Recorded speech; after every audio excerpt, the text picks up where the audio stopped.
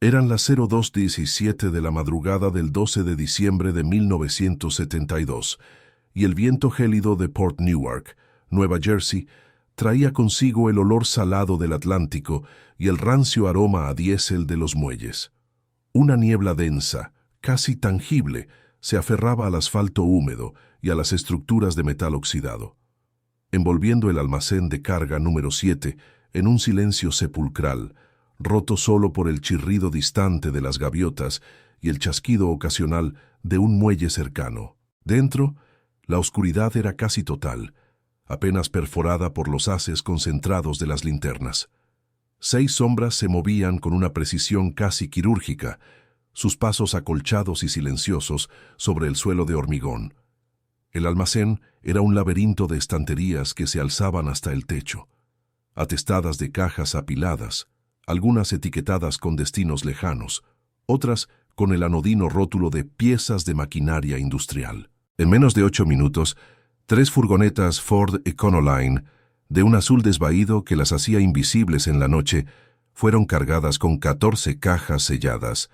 El aire denso a humedad y diésel viejo era el único testigo de un golpe que, a primera vista, parecía rutinario. Apenas una mancha más en el vasto lienzo del comercio ilícito del puerto. Lo que los hombres de Jimmy Burke no sabían, lo que su instinto afilado y su experiencia no pudieron prever, es que el contenido de esas cajas, aparentemente sin valor, reescribiría el destino de la ciudad, desenterraría una verdad incómoda y sellaría la condena de muchos, empezando por ellos mismos. Al frente de la operación, con la calma de un cazador paciente, estaba James Jimmy the Gent Burke. Tenía 41 años, pero la vida en las calles y la implacable brutalidad de su oficio habían cincelado líneas permanentes alrededor de sus ojos fríos, de un azul glaciar que rara vez reflejaba emoción. Irlandés de nacimiento, era, paradójicamente, más lucchese en espíritu que muchos de los made men italianos que formaban la columna vertebral de la familia. Su sonrisa, cuando aparecía, era una mueca rara que nunca llegaba a sus ojos, una carta de presentación de un estratega tan brutal como eficiente. Vestía caro, pero siempre con un aire práctico, gabardinas de lana que ocultaban armas, zapatos pulcros pero preparados para correr. Jimmy era el hombre de confianza de Paul Vario, el capo de la poderosa Crew de Queens, un maestro indiscutible en la logística de robos de carga, la extorsión y el blanqueo de dinero.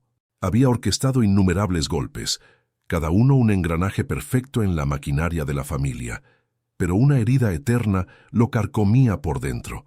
Su ascendencia irlandesa le impedía ser un miembro oficial, un made man de la Cosa Nostra.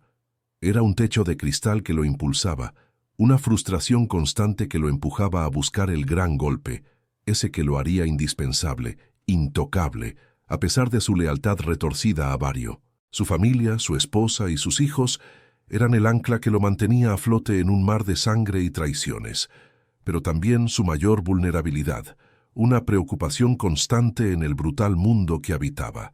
Ese almacén, el número 7, no era una elección aleatoria. Para los lucchese era un punto estratégico, uno de tantos en su vasta red de influencia que se extendía como una sombra sobre la política local y los flujos económicos de la ciudad. El concejal Robert Bobby Moretti, un hombre de unos 50 años, impecable en su traje de 3 piezas y con una risa forzada que ocultaba un temperamento volátil, era la cara visible de esa red. Moretti era un pilar intocable de la política local, sus campañas financiadas por donaciones de empresas ligadas indirectamente a la familia lucchese. Pero su influencia se extendía mucho más allá de la mafia, controlando los flujos de dinero en el puerto, las licencias de importación y exportación, los lucrativos contratos de construcción y, lo más importante, el silencio sobre sus actividades ilícitas. El almacén de carga número 7 no era solo un depósito para piezas de maquinaria. Era un centro de operaciones clave para desviar fondos públicos, un punto neurálgico para mover información sensible, documentos y otros activos que protegían a los verdaderos titiriteros detrás de Moretti. Un nido de secretos que hasta esa noche nadie se había atrevido a tocar. La carga de las furgonetas fue rápida y silenciosa. Cada movimiento ensayado, cada caja levantada con la fuerza de la costumbre. Las econolines se alejaron, sus neumáticos apenas emitiendo un susurro sobre el asfalto mojado, perdiéndose en la densa niebla. En el almacén solo quedaron algunas cajas dispersas, el vacío donde antes estaban las 14, ahora un eco del golpe. El plan era sencillo: dispersar la mercancía, venderla en el mercado negro y quemar los restos para eliminar cualquier rastro. Pero esa noche, algo en la rutina se desvió. Un presentimiento, una punzada de curiosidad insaciable, o quizás solo la intuición de un hombre acostumbrado a ver más allá de la superficie. Jimmy Burke, antes de dar la orden de eliminar el material sobrante, se detuvo ante una de las cajas sin valor. Su etiqueta de piezas de maquinaria industrial se sentía de alguna manera demasiado genérica, demasiado perfecta. La madera era nueva, el sellado impecable, una corazonada. Con un movimiento rápido y experimentado, Jimmy sacó su navaja. La hoja brilló un instante bajo la luz de su linterna antes de cortar las precintas con una facilidad alarmante. No había resistencia. Abrió la tapa con cuidado, el sonido de la madera al separarse del metal resonando en el silencio.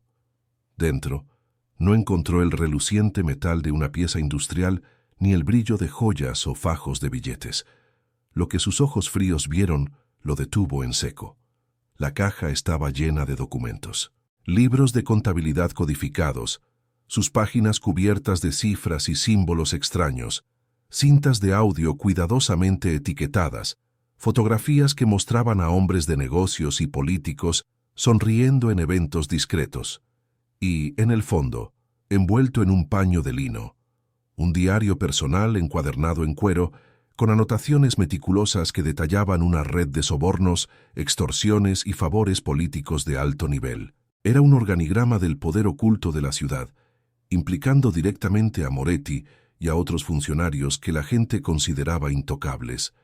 Jimmy sintió un escalofrío que no era del viento gélido de la noche. El aliento helado salió de su boca en una pequeña nube, y murmuró, más para sí mismo que para el aire denso: «Esto vale más que cualquier diamante». En un instante, la naturaleza del golpe había cambiado. Ya no era un simple robo de carga, era algo mucho más grande, más peligroso. La información, la verdad. La tentación fue inmensa. Su dedo se detuvo en una de las cintas de audio. Tenía una etiqueta escrita a mano con pulcra caligrafía. Proyecto Gaviota, reunión 10-11-72, Moretti, Santini. La fecha era de apenas un mes antes. Santini. Ese nombre resonaba en los círculos de poder, un apellido asociado a la construcción y a viejas alianzas. Jimmy, en lugar de destruir los documentos como dictaba el protocolo, tomó una decisión impulsiva, una pequeña desviación que se convertiría en su sentencia de muerte. Guardó el material. Lo ocultó entre sus pertenencias, una semilla de caos plantada en el suelo fértil de la ambición. El descubrimiento de esas cajas especiales desaparecidas no tardó en llegar a oídos de Moretti y su red. En ese preciso instante se puso un reloj en marcha para ellos. Tenían 72 horas, antes de que la información pudiera ser descifrada y usada en su contra. Ahora me gustaría saber, ¿desde dónde estás siguiendo esta historia? Comenta tu nombre y tu ciudad. Porque lo que viene ahora es una escalada de la que Jimmy Burke jamás imaginó ser parte. La escalada fue brutal, casi inmediata. El aire de Nueva York se volvió más denso, cargado de una tensión invisible. Primero, la amenaza inmediata. La crew de Jimmy Burke, hombres acostumbrados a moverse en las sombras, empezaron a ser cazados. No por la policía, esa era una amenaza conocida, sino por hombres limpios, de traje, con miradas vacías y movimientos calculados que aparecían en lugares inesperados, en la esquina de un bar, a la salida de un club, esperando en un callejón oscuro. No hablaban mucho, pero sus presencias eran un mensaje claro. Luego, un intento de secuestro a uno de los miembros más jóvenes de la crew, un chico apenas salido de la adolescencia que logró escapar por poco, pálido y tembloroso. Poco después, llegó una advertencia brutal a través de un amigo del sindicato, un mensaje codificado pero inequívoco. Ciertas cajas han desaparecido y quien quiera que las tenga no durará mucho. Los Lucchese, liderados por Paul Vario, se dieron cuenta de que el golpe había sido más que un simple robo de carga. Había tocado una fibra sensible, un nervio expuesto que conectaba a la mafia con un poder mucho más allá de sus propios dominios. La ciudad entera comenzó a convertirse en un tablero de ajedrez, y Jimmy Burke, sin saberlo, había movido la pieza equivocada. Jimmy Burke sentía la presión como el plomo en sus venas, un peso frío que se extendía desde su nuca hasta la punta de sus dedos. Cada sombra en los callejones, cada coche que pasaba lentamente por su calle, cada llamada silenciada se convertía en una señal de alarma. Los días se alargaban en una vigilia constante. El dilema moral era palpable, una batalla interna que lo consumía.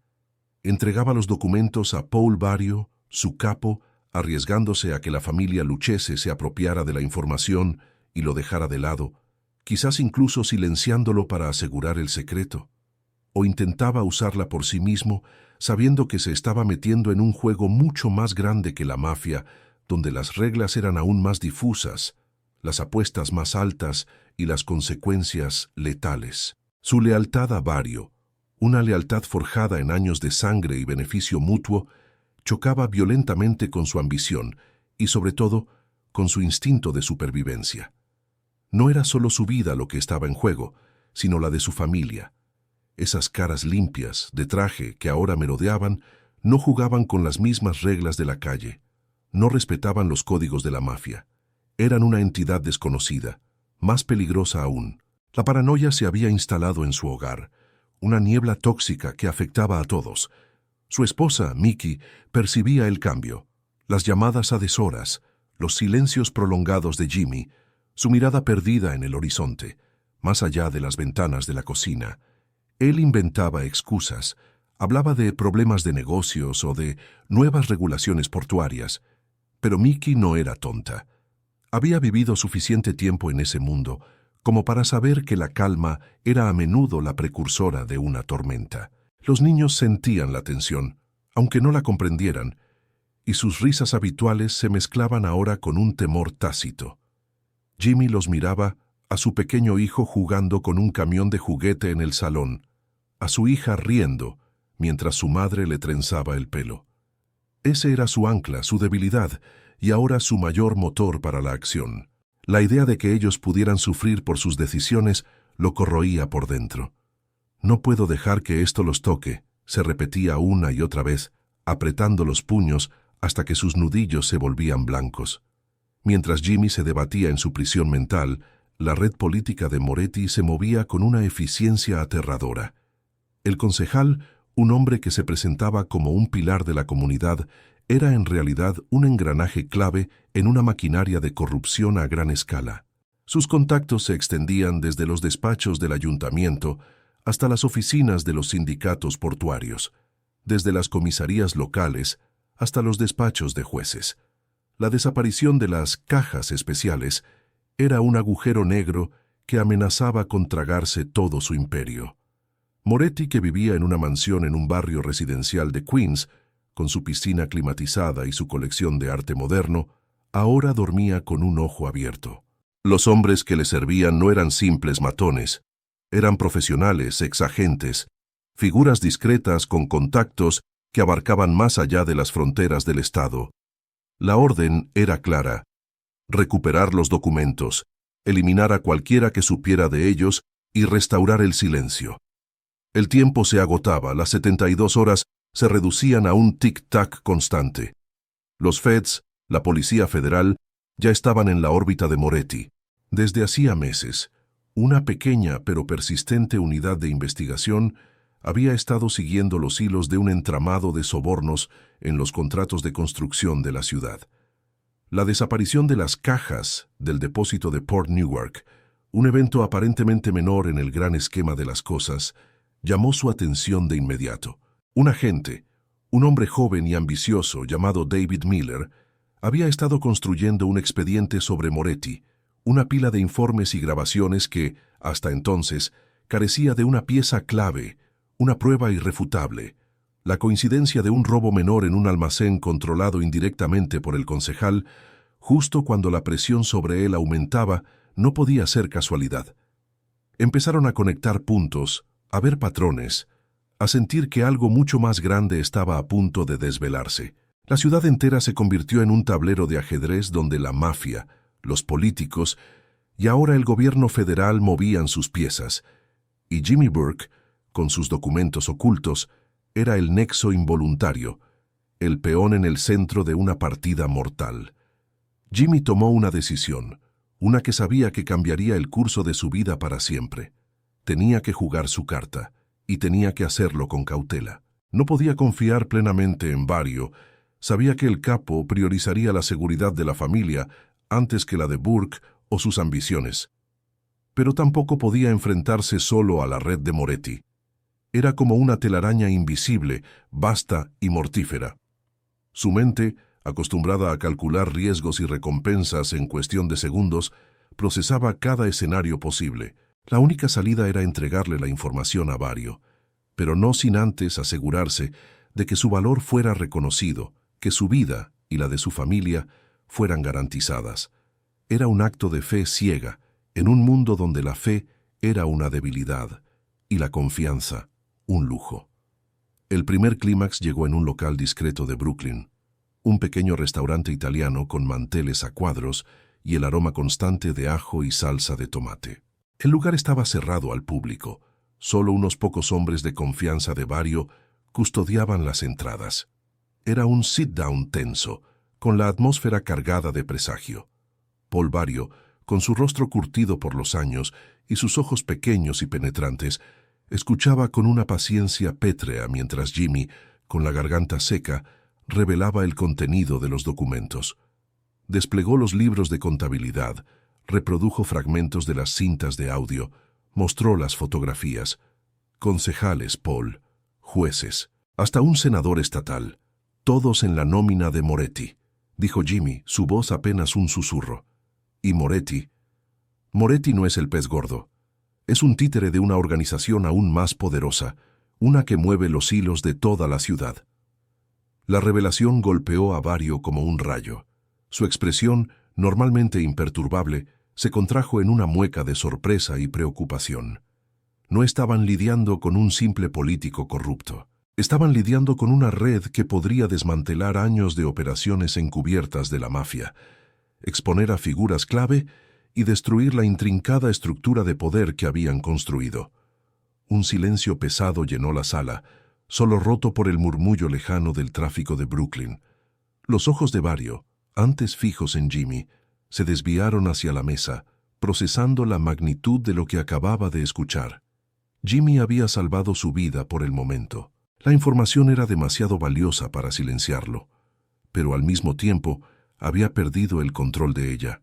La información, la bomba de tiempo, era ahora propiedad de la familia Lucchese. ¿Fue la decisión correcta? ¿Exponerse a Vario era la única salida? ¿O había una ruta alternativa menos peligrosa? Piensa en ello. ¿Crees que Jimmy hizo lo correcto al revelar todo a Vario? ¿Qué habrías hecho tú en su lugar, con tu vida y la de tu familia pendiendo de un hilo? Comenta tu opinión. La tensión en el aire se podía cortar con un cuchillo. Vario se levantó, su silla raspando el suelo. Caminó lentamente alrededor de la mesa, sus manos entrelazadas detrás de su espalda. Su mente trabajaba a una velocidad febril. Sabía que esta era una encrucijada crítica para la familia. Destruir a Moretti ahora sería un acto impulsivo, una declaración de guerra que podría tener consecuencias impredecibles y atraer una atención no deseada de entidades aún más grandes. La mafia operaba mejor en las sombras, en los intersticios del poder, no en un enfrentamiento abierto. La jugada lógica, la jugada del estratega, era intentar un trato, usar la información no para aniquilar, sino para negociar, para asegurar una posición aún más fuerte para los Lucchese en la red de poder. «Jimmy, has hecho bien», dijo Vario finalmente, su voz grave, sin emoción. Pero la mirada en sus ojos era otra historia.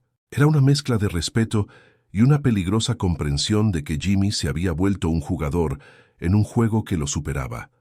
En los días siguientes, el ambiente en las calles de Queens se mantuvo tenso, pero con un matiz diferente. La casa de los hombres de Burke se detuvo abruptamente. Sin embargo, la calma no era reconfortante. Era la calma antes de una tormenta de otra magnitud. Barrio, actuando con la rapidez y la astucia que lo caracterizaban, organizó un sit-down de alto nivel. El lugar elegido fue un restaurante de lujo en Little Italy, un bastión de la mafia, un lugar que en teoría ofrecía una seguridad inquebrantable. La mesa estaría compuesta por Barrio, Moretti y un intermediario, una figura misteriosa de la red política que Moretti servía. Un hombre que no tenía un rostro público, pero cuyo nombre se susurraba con respeto y temor en los círculos de poder. La intención de Barrio era clara: usar la información de Jimmy para negociar, para establecer nuevos términos, para expandir el control de la familia sobre la ciudad. Mientras tanto, Jimmy, con su paranoia a flor de piel, no había confiado completamente en Barrio. Su instinto de supervivencia, forjado en años de traiciones y engaños, le decía que siempre debía tener una carta bajo la manga. Había hecho una copia de seguridad de los documentos, una copia idéntica que guardaba en un lugar que solo él conocía. En un acto desesperado, movido por el presentimiento de que se convertiría en un sacrificio colateral, dejó una pista sutil para los Feds, un sobre anónimo en un buzón de correos en un distrito alejado, con una dirección críptica y una pequeña nota que mencionaba Proyecto Gaviota y el restaurante en Little Italy. Una pequeña migaja de pan que, esperaba, los llevaría a la mesa del sit-down. Quería una póliza de seguro, una garantía de que si algo salía mal, el mundo sabría lo que había sucedido.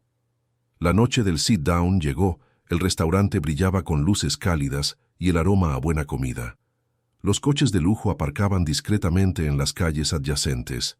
Dentro, Barrio y Moretti, con sus rostros impasibles, esperaban la llegada del intermediario. El ambiente era de tensa calma, una danza macabra de poder y negociación.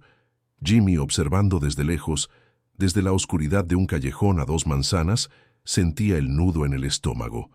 La decisión estaba tomada, las fichas movidas. De repente, el silencio de la calle se rompió. Sirenas, no una sino varias, acercándose a toda velocidad. Luces rojas y azules intermitentes tiñeron la noche de neón. Los Feds, actuando sobre la pista de Jimmy, irrumpieron en el lugar. No hubo tiroteos, no hubo gritos de guerra, solo la autoridad silenciosa y contundente de la ley. Arrestos masivos. Moretti, Barrio y varios de sus hombres fueron detenidos, sus rostros reflejando una mezcla de sorpresa, rabia y resignación. Jimmy vio cómo su plan de supervivencia se convertía en un caos incontrolable, una explosión que cambiaría todo. Ahora, no solo huía de los políticos corruptos, sino también de la ira de la familia Lucchese por la traición implícita y de los Feds, que lo buscaban como testigo clave o como cómplice en una conspiración mucho más grande. Jimmy Burke, el gentil ladrón, se había convertido en un fantasma, una pieza sacrificada en el tablero de ajedrez, pero con un último y desesperado movimiento. Jimmy Burke observaba desde la oscuridad el frío de la noche de Nueva York mordiéndole la piel. Las sirenas aullaban. Las luces de la Policía Federal destellaban en el restaurante de Little Italy, transformando el elegante local en una escena de caos controlado. Había sido su plan, su desesperado intento de supervivencia. Pero la visión de Barrio y Moretti, siendo sacados esposados por los agentes, lo golpeó con la fuerza de un puñetazo. No había euforia, solo una fría constatación. Había encendido un fuego que ahora ardía fuera de todo control. Ya no era un simple ladrón de carga, ni siquiera el hombre de confianza de un capo. Se había convertido en un traidor para los Lucchese, un objetivo para la red política que Moretti servía, y un peón buscado por los Feds. Su vida en Nueva York, la vida que conocía, había terminado. Esa misma noche Jimmy, con la ayuda de un viejo contacto que le debía un favor, puso en marcha un plan de escape meticuloso. Dejó atrás su casa en Queens, su vida familiar, una nota críptica para Mickey prometiendo volver, aunque ambos sabían que era una promesa vacía. Conducía un coche robado, un Chevrolet Impala de color oscuro que se mezclaba con las sombras, y su destino era el laberinto de carreteras secundarias que lo llevarían fuera del estado, lejos de la ciudad que ahora lo quería muerto o encarcelado. La radio, sintonizada en una emisora de noticias local, no dejaba de hablar del escándalo en Little Italy, de los arrestos de altos cargos de la mafia y figuras políticas influyentes. Jimmy apretaba el volante, su rostro pétreo, mientras escuchaba su propia destrucción anunciada a todo volumen. Había ganado una batalla, pero había perdido la guerra de su vida. Los días se convirtieron en semanas. Jimmy Burke se convirtió en un fantasma, un nombre susurrado en los círculos del crimen y en los despachos de la fiscalía. Se rumoreaba que se había escondido en Florida, bajo el sol implacable, mezclándose con la diáspora de jubilados y criminales discretos. Otros decían que había regresado a Irlanda, su tierra natal, buscando refugio en las raíces que lo vieron nacer. La verdad era más cruda. Jimmy se movía constantemente, cambiando de identidad, de ciudad, viviendo con la sombra constante de la venganza y la paranoia. Cada llamada telefónica era una trampa potencial, cada rostro desconocido, una amenaza. La libertad que había ganado tenía el sabor amargo del exilio. Mientras tanto, en Nueva York, las consecuencias del sit-down fueron sísmicas. Los juicios de Robert Moretti y Paul Barrio se extendieron por años, un circo mediático que mantuvo a la ciudad en vilo. Los documentos de Jimmy, los libros de contabilidad, las cintas de audio y el diario personal se convirtieron en las pruebas irrefutables que los feds habían estado buscando. Moretti fue declarado culpable de extorsión, soborno y conspiración, recibiendo una condena significativa que lo sacó de la política para siempre. Barrio, aunque logró evadir algunas de las acusaciones más graves gracias a la habilidad de sus abogados y la inherente dificultad de probar crímenes de la mafia, fue sentenciado por cargos de crimen organizado y extorsión, lo que lo envió a una prisión federal por más de una década. La familia Lucchese sufrió un golpe devastador, su intrincada red de influencia gravemente dañada. Pero la red política corrupta que Moretti servía, la organización aún más poderosa que Jimmy había descubierto, nunca fue completamente desmantelada.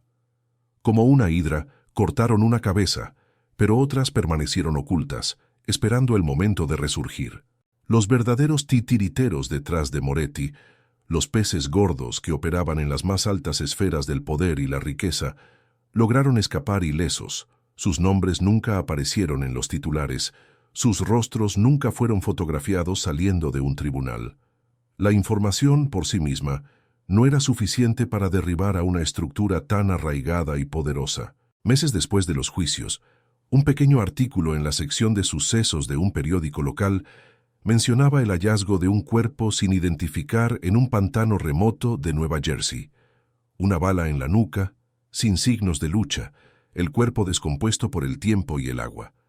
La policía nunca lo conectó oficialmente con el caso Moretti Barrio, pero en el submundo, el rumor se extendió como un reguero de pólvora. Se susurraba que era el intermediario del sit-down, el hombre misterioso que nunca llegó a sentarse a la mesa. Había sido silenciado, la evidencia de su existencia borrada, para proteger a los que realmente controlaban el poder, a los que habían logrado escapar del cerco. Una lección brutal. Incluso la información más valiosa no podía proteger a todos, y algunos secretos eran demasiado peligrosos para ser revelados.